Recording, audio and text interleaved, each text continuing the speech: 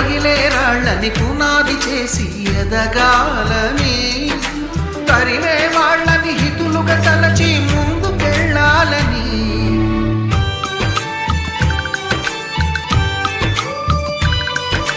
కన్నుల నీటిని కలల సాగుకై వాడుకోవాలని,